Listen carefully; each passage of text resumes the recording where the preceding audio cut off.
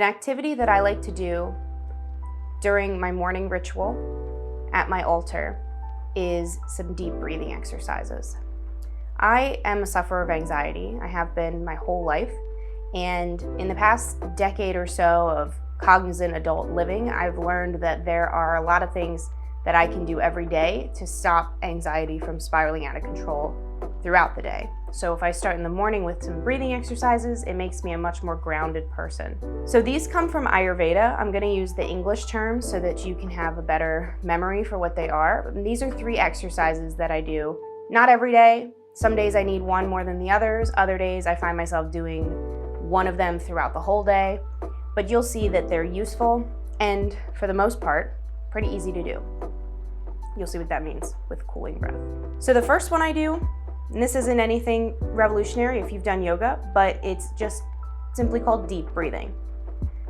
So in Ayurveda, they believe that there is one, scientifically it's true too, there are little hairs in our nose that filter dirt and germs and things that we don't necessarily want deep inside our body without having been filtered out. So it's always better to breathe in through your nose. And Ayurveda also believes that you should only breathe out through your nose as well, I guess expelling those particles. Science hasn't gotten that far to tell us if that's that bad or not. But breathing in and out through your mouth is proven to make you a little bit more prone to getting ill. So try to breathe through your nose if you can. So deep breathing is going to be done only in and out through the nose. And as you breathe in, you want to feel your lungs completely expand, your tummy come out. And then when you breathe out, again through your nose, you're going to feel that air compress. Your lungs pushing back, your diaphragm contracting. And as you deep breathe, the more you do, the more you'll be able to pull in and release. You'll feel your breaths getting longer.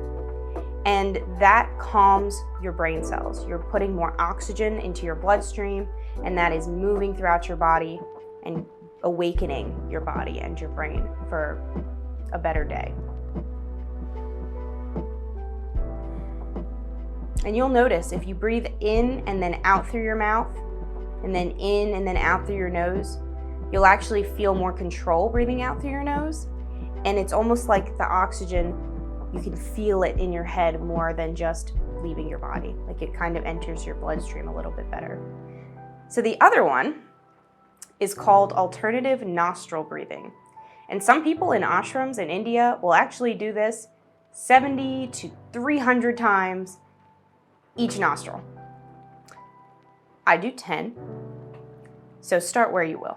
So the official way to hold your hand to do this is by taking your first 2 fingers, pressing them to your palm. You know, your pinky finger always kind of does its own thing. And then you use your thumb to cover this nose. Your first nostril, I start with my right hand. And then you'll use your ring finger for your other nostril. So what you'll do, if you're starting by breathing in through your left nostril, you'll close your right nostril with your thumb. Breathe in through the left. Deep breath, and then closing your left nostril with your ring finger. Breathe out through your right nostril. And I'll do 10 cycles of this, and then move on to the other side. And you might notice that you want to keep a tissue handy when you do this because it will kind of clear your sinuses out. So you do the same thing with your other hand, plugging your left nostril this time with your left thumb, and then your ring finger on your right nostril when you're breathing out. So this really clears out your sinuses, and in Ayurveda they believe that it sends the energy of oxygen through your body when you do it this way. It's an in and out circular practice to remind our body that we are part of the cycle of life and of the day that we're going to live. So it's a really spiritually moving breath to do, and it's a great way to start a meditation as well. And another thing I do with that, just if you're interested in how you count to 10 without forgetting, I'll keep the hand I'm not using. So let's say I'm starting on my right nostril here. I would After the first breath, put my thumb down, second breath, third breath, fourth breath, fifth breath, and then put them back up.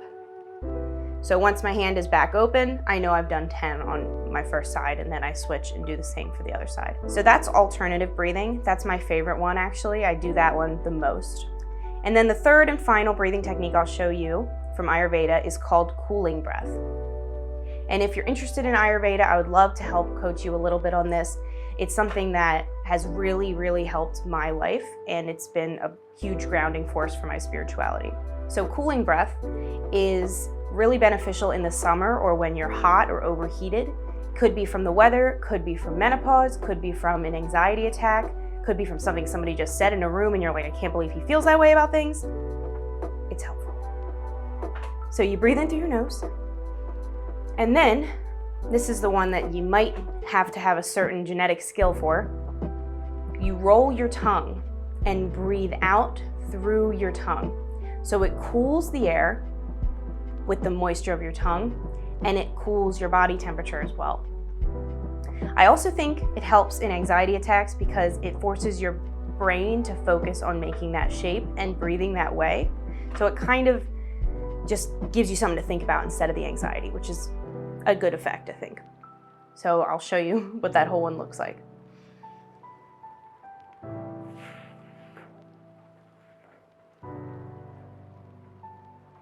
You'll feel a little silly.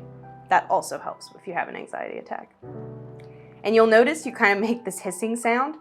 That's another name for this, is hissing breath. So when you're breathing in, it's normal, but breathing out, you feel a bit snaky, which is empowering. Who doesn't love snakes? So I hope those breaths will help you.